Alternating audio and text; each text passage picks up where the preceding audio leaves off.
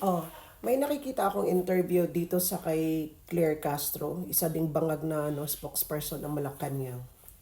Anong mahinahon, ha? Mahinahon kami, mga OFW.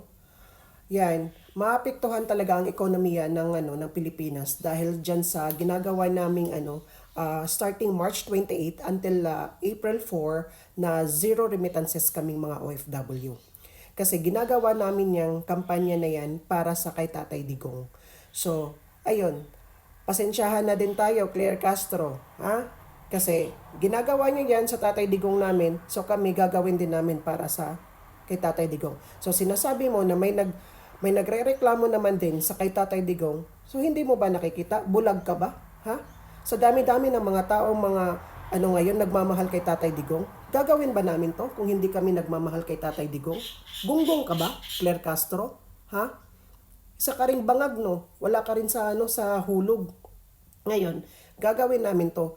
Bahala kayo kasi kami, buwan-buwan kaming naguhulog dyan. Ang laki ng mga remittances na natatanggap ng gobyerno. Wala naman din kaming napapala. Ha? 'Di ba? Maapektuhan talaga gobyerno kasi wala kayong makukuhang pera galing sa aming mga OFW. Ito lang masasabi ko sa iyo, gunggong ka rin, ha, Claire Castro. Wala ka ring utak, no? 'Di ba? Abogada ka naman sana. Pero siguro pinababaan mo talaga yung pagkaabogado mo dahil diyan sa pera siguro na binabayad ni Bangag sa iyo o ni Lisa Satanas, o 'di ba?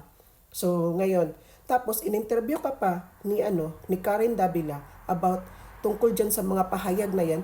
Dapat 'di ba ikaw, Claire Castro, ang trabaho mo is magpahayag ng mga proyekto, kung ano man yung mga na-achieve ng mga proyekto ng mga gobyerno. Dapat yun ang ipahayag mo. Bakit ikaw? Ha? Hindi ka naman binabayaran ng taong bayan diyan para magsalita. Magsalita ka, puro ka dakdak, puro ka paninira ng mga Duterte. Ha? Halatang halata ka talaga, day. Ha?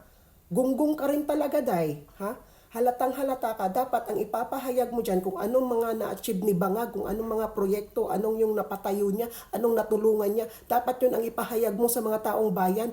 Hindi yung puro ka dakdak. Kung ano yung mga naririnig mo na mga sinasabi ni Inday Sara, ayun, sinasagot mo din. Yan ba ang trabaho ng spokesperson ng Malacanang? Ay, Diyos ko, day. Gunggong ka rin. May sira ka rin sa utak mo, day.